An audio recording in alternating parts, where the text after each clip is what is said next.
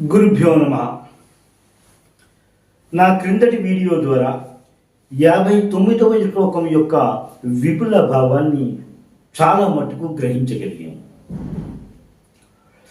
ఈ శ్లోక విపుల భావాన్ని మనము తెలుసుకునేటప్పుడు లలితా సహస్రనామాలలోని వదనస్మర మాంగళ్య గృహతోరణ చెల్లిక అనేటువంటి నామాన్ని ఒకసారి జ్ఞాపకం తెచ్చుకోవాలి.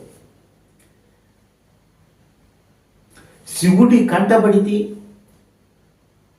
మరలా తనని ఎక్కడ చంపేస్తాడో, ఎక్కడ బూడిది చేసేస్తాడో అన్న భయముతో మన్మధుడు ఎక్కడ దాక్కోవాలో తెలియక అమ్మవారి ముఖముని ఆశ్రయంగా చేసుకున్నాడట.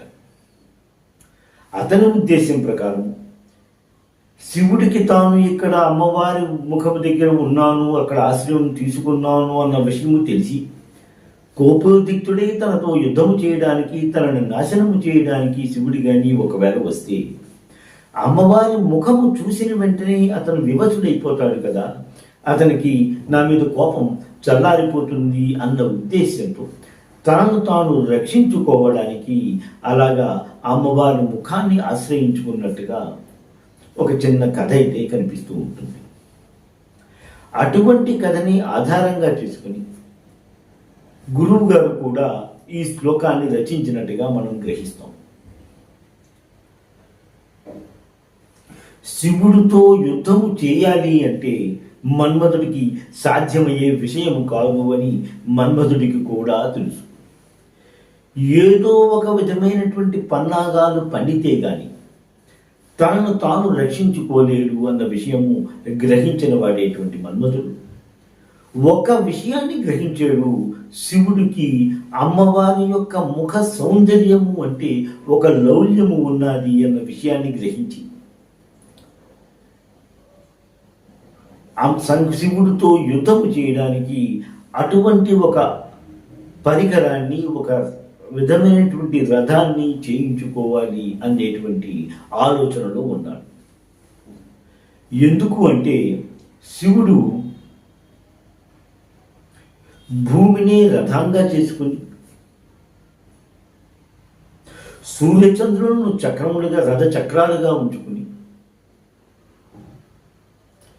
విష్ణుమూర్తిని ఒక ప్రత్యేక అస్త్రముగాను, మందర పర్వతాన్ని ఒక ధనస్సుగాను తయారు చేసుకుని త్రిపురాసులను సంహరించడానికి వెళ్ళినటువంటి మహాయోధుడు అతను. మనకు ముందరే చెప్పుకున్నట్టుగా మన్మధుడికి యుద్ధ నైపుణ్యము కానీ పరాక్రమము కానీ లేనే లేదు.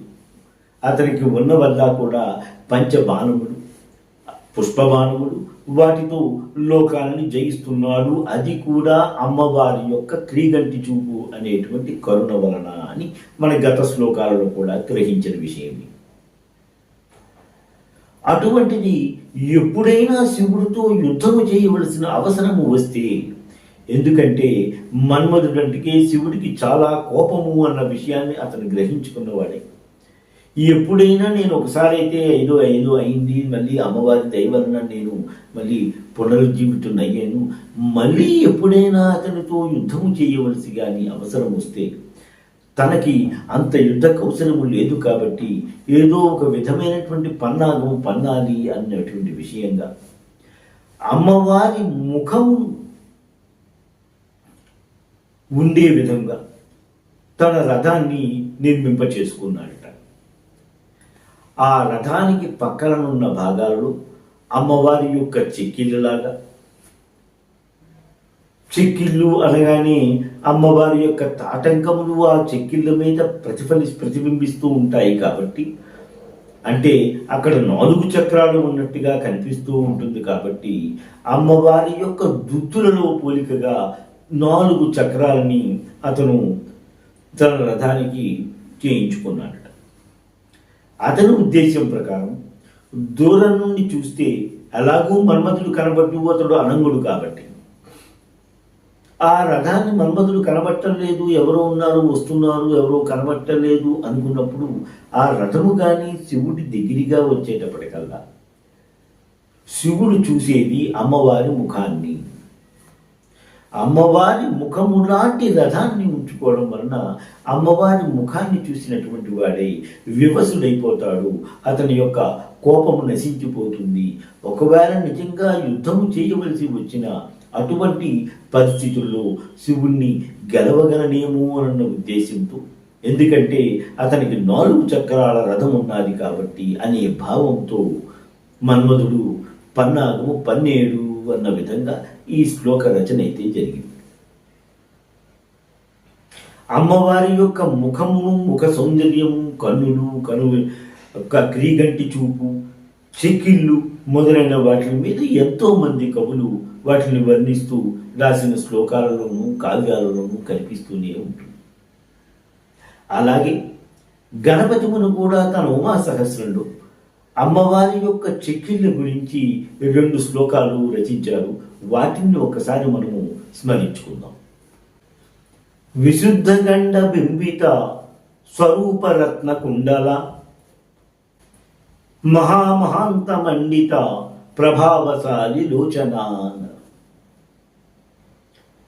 అమ్మవారి యొక్క చెక్కిళ్ళు నునుపుగను అద్దము వలె ఉండడం వలన అమ్మవారి యొక్క తాటంకములు చెక్కిళ్ళపై ప్రతిబింబిస్తున్నాయి అని చెప్తూ, అమ్మవారి యొక్క కన్నులు ప్రభావవంతమైన కిరణములను ప్రసరిస్తూ ఉంటుంది అంటూ ఈ శ్లోక రచనను చేశారు గణపతి ముని తన ఉమా సహస్రంలో. మరొక శ్లోకంలో చెబుతూ, బాలకుంద కుట్మలాలి కాంతదంతి పంతిక కుండలాను బింబశోభి శుద్ధగండ మండల అన్నారు. అదే విషయాన్ని అమ్మవారి యొక్క చెక్కిళ్ళపై కుండలములు ప్రతిబింబిస్తున్నాయి అన్న విషయాన్ని ఈ శ్లోకంలో కూడా గణపతి ముని వివరించారు.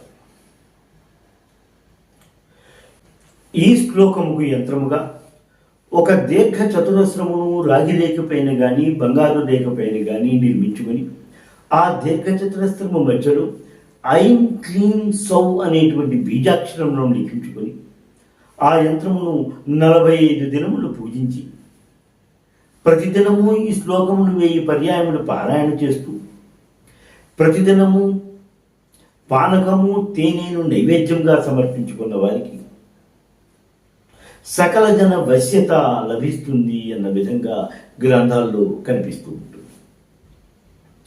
59వ శ్లోకం యొక్క విపుల భావన పూర్తి అయినది.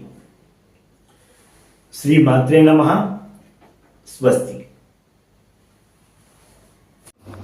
ఎంతో అధ్యయనం చేసి మీకు అందిస్తున్న ఈ వీడియోలను ఆదరిస్తారని భావిస్తున్నాము.